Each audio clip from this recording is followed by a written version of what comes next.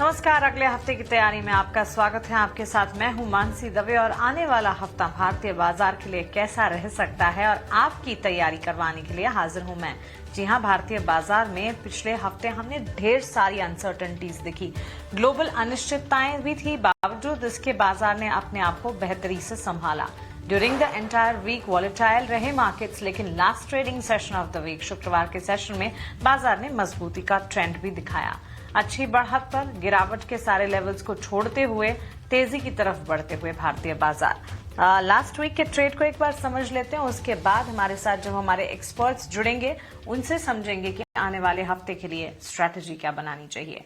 Despite global uncertainty, Nifty ने manage किया in order to close in a green pattern. 25,571 के स्तर करीब 100 अंकों के ऊपर की मजबूती के साथ निफ्टी में कामकाज देखने को मिला। Top performing leading the gains L&T, HDFC life जैसे काउंटर्स थे, जहां से काफी अच्छी बढ़िया बढ़त के साथ कामकाज देखने को मिला। अराउंड 30 स्टॉक्स निफ्टी के अगर देखें 50 में से 30 स्टॉक्स में मजबूती के साइंस थे और टुवर्ड्स क्लोजिंग भी ये मजबूती जो थी वो जारी रही। बोथ ब्रॉडर मार्केट्स और साथ ही बेंचमार्क्स में अच्छी खासे एक्शन के साथ कामकाज देखने को मिला। निफ्टी की जहां हम बात कर रहे हैं, बैंक निफ्टी को भी स्क्रीन पर लेकर आएंगे। बैंक्स एंड फाइनेंशियल्स, इनफैक्ट सरकारी बैंक का खेमा पूरे हफ्ते कह सकते हैं पीएसयू बैंक स्पेस जो है वो टॉप परफॉर्मिंग था और फ्राइडे सेशन में भी हमने यही देखा, पीएसयू बैंक स्पेस में काफी अच्छी तेजी का एक्शन देखने को मिला।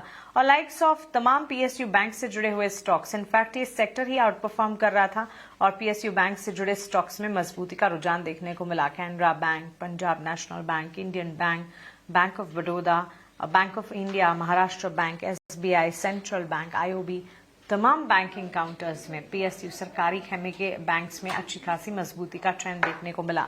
इतना ही नहीं, आईटी सेक्टर को अगर छोड़ दें, इसके अलावा लगभग सारे सेक्टर्स में अच्छी मजबूती की चाल लास्ट ट्रेडिंग सेशन में देखने को मिली। सिर्फ आईटी स्पेस ने कम बैक नहीं किया, लेकिन पीएसयू बैंक के ठीक साथ साथ energy, metal, FMCG, financial services, automobile, basket, real estate, mid select, pharma, सारे सेक्टर्स में अच्छी खासी बढ़त के बीच कामकाज देखने को मिला। निफ्टी बैंक ने आउट परफॉर्म किया बेंचमार्क को और साथ ही ब्रॉडर इंडिसेस को। ये कह सकते हैं सरकारी बैंक का खेमा तो अच्छा परफॉर्म कर रहा ही था, लेकिन निजी बैंक क्षेत्र से भी अच्छी खासी मजबूती देखने को मिल रही थी। और इसी के तर्ज पर अगर हम देखें, बैंक निफ्टी में भी बढ़िया बढ़त है। कह सकते हैं कि एब्सोल्यूट प्रूफ कि बैंक्स एंड फाइनेंशियल्स अच्छी तेजी दिखा रहे थे। निफ्टी बैंक जो है वो निफ्टी को भी, सेंसेक्स को भी और ब्रॉडर मार्केट्स यानी मिड कैप, स्मॉल कैप को भी आउट परफॉर्म कर रहा था। इनफैक्ट इंडेक्स ने एडवांस किया absolutely for the 4th straight session, जिसमें पंजाब नेशनल बैंक, कैनरा बैंक जैसे काउंटर्स थे जो कि गेन्स को लीड करते हुए दिखे। सबसे ज्यादा बढ़त इन स्टॉक्स में हमने देखी। इसके अलावा पीएसयू बैंक के टॉप सेक्टोरल गेनर्स की अगर बात करें, सेकंड स्ट्रेट वीक था जब एडवांसमेंट वहां पर देखने को मिली। बिगेस्ट वीकली गेन्स में 2025 के बाद हमने देखे पीएसयू बैंक के स्पेसेस में, स्क्रिप्ट्स में नजर आए। स्ट्रीट ने रिवॉर्ड किया पीएसयू बैंक को, pushing stocks to record high. Of course strong fundamentals थे, रोबस्ट लोन ग्रोथ थे, इंप्रूविंग एसेट क्वालिटी थी, जिसके तर्ज पर हमने देखा काफी हद तक मजबूती का रुझान देखने को मिला। निफ्टी एफएमसीजी इंडेक्स और एनर्जी स्पेस पर भी नजर होनी चाहिए, क्योंकि पीएसयू बैंक के साथ साथ निफ्टी एनर्जी स्पेस में हमने देखा 2.5% के gains during the week. FMCG में 2% के गेन्स रजिस्टर किए, biggest weekly gains since October 2025 कहे जाएंगे। एनर्जी स्पेस में थर्मैक्स, हिताची एनर्जी जैसे स्टॉक्स अच्छी मजबूती दिखा रहे थे और एफएमसीजी में आईटीसी, मैरिको जो है वो गेन्स को लीड कर रहे थे। जिसके आगे भी ढेर सारे बाजार के लास्ट वीक में ट्रेंड कैसे थे, इस पर बातचीत हमें करनी है। लेकिन इस बीच हमारे साथ जो एक्सपर्ट्स जुड़ रहे हैं उनका भी एक एक कर स्वागत कर लेते हैं। हमारे साथ जियोजीत इन्वेस्टमेंट के गौरांग शाह है और यस सिक्योरिटीज के लक्ष्मीकांत शुक्ला भी जुड़ गए हैं। आप दोनों का ही स्वागत है ईटी नाउ स्वदेश पर। अपना समय हमें देने के लिए शुक्रिया। लक्ष्मीकांत जी, क्या आप मेरी आवाज सुन पा रहे हैं? जी हाँ, लेकिन बहुत धीमी आवाज आ रही है आपकी तरफ से। ठीक है, मैं मेरी टेक्निकल टीम को बोलूंगी ऑडियो लेवल्स को बढ़ाने के लिए। लेकिन लक्ष्मीकांत जी, शुरुआत आपकी स्ट्रैटेजी से कर लेते हैं। पिछला हफ्ता चैलेंजिंग रहा जरूर, वॉलेटाइल था। Last trading session of the week कह सकते हैं बेहतर रहा। यहां से आगे आने वाले हफ्ते के लिए क्या ट्रिगर्स हैं, क्या फैक्टर्स हैं जो एंटिसिपेट करके चल रहे हैं आप important?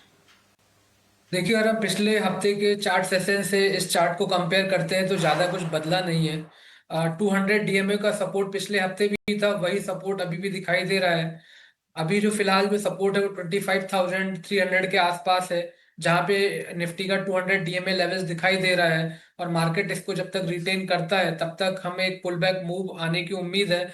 But major break through तभी मिलेगा जब निफ्टी 25,800 से लेकर 26,000 जोन के ऊपर ट्रेड करे। जब भी निफ्टी 26,000 जोन के आसपास आती है, वहां से हमें सेलिंग प्रेशर देखने को मिलता है। और लोअर लेवल्स पे फिर जो सपोर्ट है वो 200 डीएमए के आसपास दिखाई दे रहा है पिछले 2 हफ्तों से।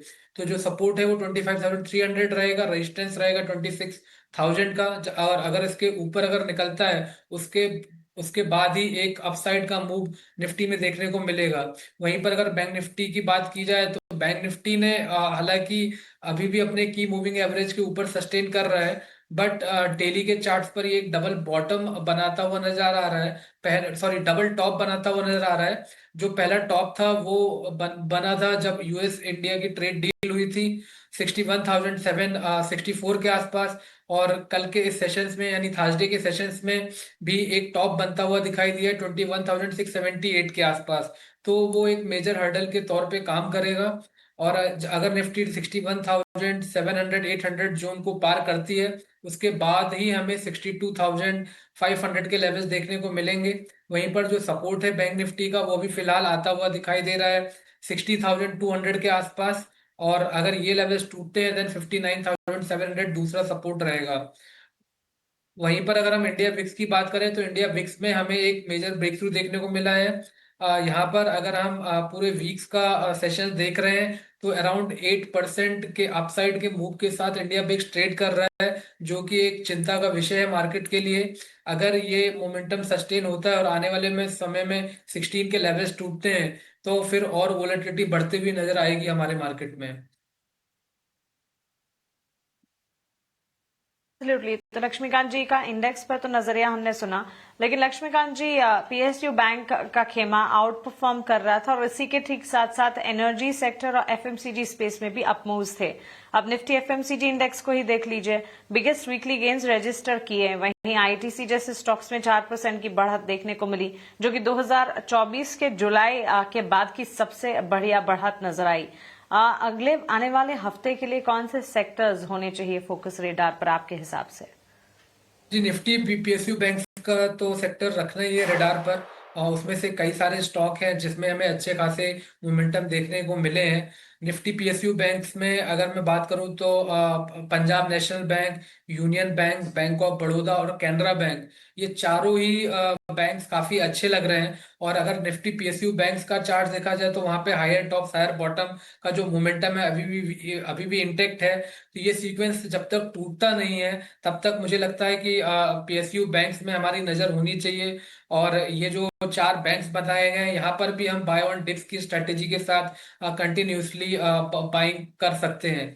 इसके अलावा अगर मैं बात करूं तो निफ्टी कंज्यूमर ड्यूरेबल स्पेस है, ये अपनी फॉलिंग ट्रेंड लाइन के नीचे ही अभी फिलहाल ट्रेड करता हुआ दिखाई दे रहा है। इसका जो ब्रेकआउट आना है वो अभी आया नहीं है, बट मुझे ऐसा लगता है कि आने वाले समय में निफ्टी कंज्यूमर ड्यूरेबल हमें एक ब्रेकआउट देता हुआ नजर आएगा, जो कि हमें 12,000 के ऊपर देखने को मिल सकता है। तो यहाँ पर वोल्टास, हैवेल्स, सीजी पावर, ऐसे कुछ स्टॉक्स हैं जहां पर हमारी नजर होनी चाहिए। ऑलराइट, तो चलिए ये राय आने वाले हफ्ते सेक्टर स्पेसिफिक बाजार की चार और उनमें तमाम स्टॉक्स पर भी लक्ष्मीकांत जी अपनी राय देते हुए सवाल जवाब का सिलसिला शुरू करते हैं। सवाल पूछने का तरीका आप सभी जानते हैं, आपकी टीवी स्क्रीन पर हमारे सोशल मीडिया हैंडल्स लगातार फ्लैश होंगे। अपने सवाल हमसे पूछे, मैं पूरी कोशिश करूंगी इस बुलेटिन में बाजार से जुड़े आपके सवालों को शामिल कर पाऊं। लक्ष्मीकांत जी, पहला सवाल लक्ष्मण का है। पा फाइनेंस कॉर्पोरेशन के 153 स्टॉक्स इन्होंने खरीदे हैं और अपने एंट्री लेवल जो है वो 400 के बता रहे हैं। अब पीएफसी का स्टॉक प्राइस 410 के लेवल पर क्लोज तो हुआ है, लेकिन आरईसी पीएफसी बजट के बाद से ही फोकस में है, क्योंकि सरकार जो है इनकी रीस्ट्रक्चरिंग की कवायद में है और उसके चलते न्यूज फ्लोज ढेर सारे आते हुए दिखे। पा फाइनेंस कॉर्पोरेशन पर हमारे व्यूअर के लिए राय और ओवरऑल पीएफसी आरईसी के चार्ट्स पर अगर कोई टेक्स बनते हैं तो बताएं।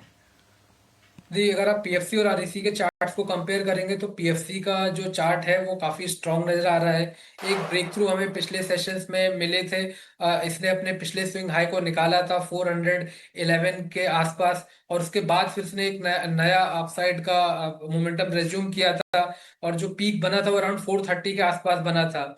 आज भी स्टॉक्स अपने बुलिश क्रॉस ओवर जो कि 20 और 200 डीएमए के आसपास दिखाई दे रहे हैं, उसके ऊपर ही ट्रेड कर रहा है। और एक बार फिर से इसने अपने पिछले स्विंग हाई को रिटेस्ट किया है 411 को, और उसी के आसपास ही क्लोजिंग हुई है। तो मुझे लगता है कि इसमें अपसाइड के मूव बने रह सकते हैं।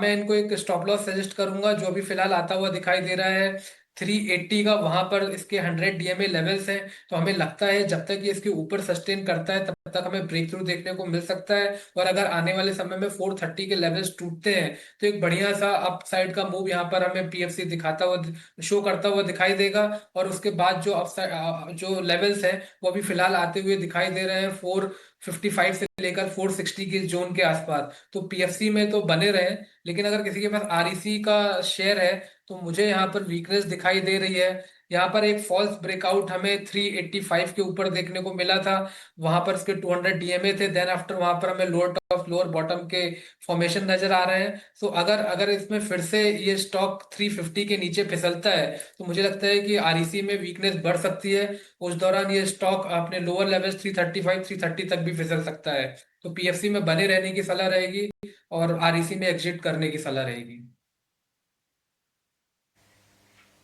ठीक है, तो चलिए ये राय पीएफसी आरईसी के चार्ट्स पर आपको मिलती हुई। अमित राजभर का सवाल ऑयल इंडिया पर है। 26 शेयर्स ऑयल इंडिया के इन्होंने खरीदे हैं। लक्ष्मीकांत जी अपने एंट्री लेवल जो है वो 296 के बता रहे हैं। 396 के एंट्री लेवल्स हैं इनके। 473 474 के स्तर पर ऑयल इंडिया के स्टॉक प्राइस में हमने लास्ट क्लोज देखा है।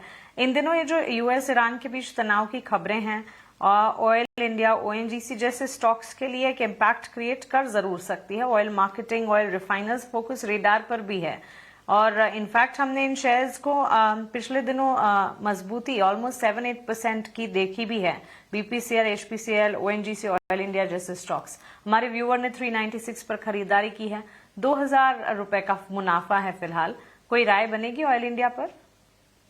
देखिए, जिस तरीके से क्रूड ऑयल ने ब्रेकआउट दिया है डेली के चार्ट्स पर, और एक जैसा कि हमें पता है ऑयल इंडिया क्रूड ऑयल और एक रॉ मटेरियल है ऑयल इंडिया का, तो मुझे लगता है कि यहाँ पर भी हमें तेजी देखने को मिल सकती है। बट ऑयल इंडिया का अभी फिलहाल एक इमीडिएट रेजिस्टेंस दिखाई दे रहा है जो कि 490 के आसपास है। मुझे लगता है एक बार 490 के ऊपर सस्टेन होता है ऑयल इंडिया, उसके बाद हमें फिर से अपसाइड के मोमेंटम रेज्यूम होते हुए दिखाई देंगे। नेक्स्ट लेवल 516 520 का आ रहा है। सो अभी इनको फिर जिस हिसाब से स्ट्रक्चर बना हुआ है, इनको 450 के स्टॉप लॉस के साथ ऑयल इंडिया को होल्ड करने की सलाह रहेगी। और जैसे ही 490 के लेवल्स टूटते हैं उसके बाद ये स्टॉक मोमेंटम गेन करेगा, और वहां से फिर हमें 500 से लेकर 520 तक के रेंज देख सकते हैं। ओके, तो चलिए ये राय ऑयल इंडिया पर फिलहाल हमें मिल गई है। इस बीच हमारी पैनल पर जियोजीत इन्वेस्टमेंट लिमिटेड के senior vice president Gaurang Shah भी जुड़ गए हैं। गौरांग सर, स्वागत है आपका ईटी नाउ स्वदेश पर। आप जुड़े उससे पहले मैं और लक्ष्मीकांत जी मार्केट लास्ट वीक कैसा रहा और यहाँ से आगे आने वाले हफ्ते के लिए रणनीति क्या होनी चाहिए इस पर बातचीत कर रहे थे। और सीधे तौर पर आईटी सेक्टर के अलावा हमने देखा मोमेंटम था, भले ही मार्केट की चाल वॉलेटाइल रही ड्यूरिंग द एंटायर वीक, लेकिन चले भी हैं मार्केट्स। और देखा जाए तो PSU bank one of the top most gainer, उसके ठीक पीछे एनर्जी, एफएमसीजी। यहां से आगे बाजार की चाल और कौन से सेक्टर्स फोकस रेडार पर आने वाले हफ्ते के लिए रखने चाहिए सर? धन्यवाद मानसी जी आपका। सबसे पहले तो क्षमा चाहूंगा, आज कुछ तकनीकी दिक्कत हो रही है इसलिए हम फोन से जुड़ रहे हैं आपसे। सभी को प्रणाम और शुभ दिन हमारे तरफ से। छोटा डिस्क्लोजर, जो भी निवेश लायक रणनीति आपके समक्ष इस कार्यक्रम में रखेंगे ये बुनियादी स्तर के आधार पर हमारी फंडामेंटल रिसर्च टीम की तरफ से राय है। इसमें हमारी कंपनी जियोजित अथवा मेरा किसी भी प्रकार का व्यक्तिगत निवेश नहीं है, ना ही किसी प्रकार का वित्तीय लाभ मिलता है, ना ही किसी प्रकार का कॉन्फ्लिक्ट ऑफ इंटरेस्ट, लेकिन इसी स्तर पर राय क्लाइंट्स को देते हैं, संभव है कि उनका निवेश हो। तो देखिए मानसी जी, हमने 2-3 बार देखा कि 25,400 के आसपास जा करके हमने फिर से ऊपर के तरफ के दायरे देखे। कल ऐसा ही हुआ, 25,500 के नीचे जाकर के बंद दिया और आज सुबह शुरुआत थोड़ी बहुत कमजोर हुई, 25,400 का स्तर हमने नहीं तोड़ा मेरे ख्याल से, और ऊपर की तरफ हमने 25,600 को पार किया और फिर 25,550 के आसपास हमने बंद दिया। तो निर्णायक तरीके से थोड़ा बहुत ऊपर की तरफ का दायरा बनता है। अगले हफ्ते दिक्कत देखिए मानसी जी के महीने की एक्सपायरी है अगले हफ्ते गुरुवार को, और उसको लेकर के शायद थोड़ी असमंजस परिस्थिति उठापटक है जो है वो मंगलवार बुधवार तक हावी हो सकती है। शायद गुरुवार को एक्सपायरी के दिन भी थोड़ी बहुत हावी हो, लेकिन अब लग रहा है कि शायद नीचे की तरफ के दायरे सीमित, और 25,800 से लेकर के 26,000 का एक ऊपरी स्तर बनता है। 26,000 के पार अगर हम बंद हो जाते हैं अगले हफ्ते निफ्टी स्पॉट पर, तो फिर शायद थोड़ा बहुत ऊपर का दायरा बन सकता है, और योगदान मेरे ख्याल से वित्तीय क्षेत्र से ज्यादा आएगा। तो चलिए ये राय फिलहाल हमें मिलती हुई फॉर द नेक्स्ट वीक। रणनीति एक फंडामेंटल नजरिया गौरांग जी की तरफ से। आगे बढ़ेंगे और रुक करेंगे हमारे अगले सेगमेंट वैल्यू इन्वेस्टमेंट पिक का।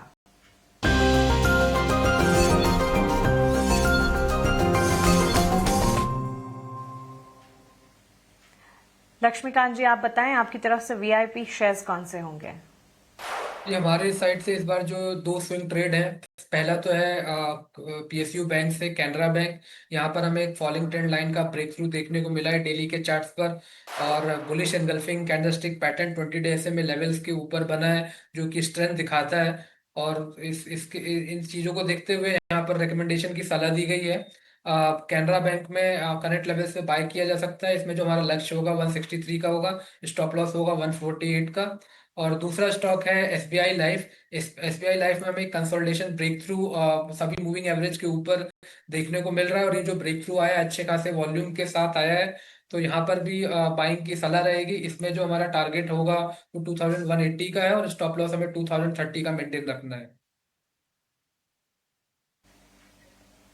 ओके, गौरांग जी आपकी तरफ से वीआईपी शेयर्स कौन से होंगे आज के लिए? तो मानसी जी, बुनियादी दर के आधार पर लंबी अवधि के लिए अनुमानित लक्ष्यांक है दोनों के लिए। पहला है बजाज फाइनेंस, एनबीएफसी की एक मजबूत कड़ी जो है बजाज फाइनेंस है। थोड़ा करेक्शन था क्योंकि कारोबार को लेकर के थोड़ी सीमित टिप्पणी की गई थी, लेकिन लंबी अवधि के लक्ष्यांक अनुमानित जो निर्धारित किए हैं बुनियादी दर के आधार पर वो 1150 के हैं। इस स्तर से शुरुआत कीजिए और गिरावट पर जोड़ते जाए। दूसरा स्टॉक है दोपहिया वाहन बनाने वाली कंपनी दक्षिण भारत स्थापित टीवीएस मोटर्स। बेहतरीन आंकड़े महीने दर महीने, और उससे भी बेहतरीन जो आंकड़े थे वो तीसरी तिमाही के थे, जहां पर सभी मापदंड पे हमारे अनुमान से बेहतर आंकड़े लेकर के आई थी टीवीएस मोटर्स। यहाँ पर भी अनुमानित लक्ष्यांक है वो करीबन 4,250 के आसपास है। दोनों पर लंबी अवधि की नजरिया रखें।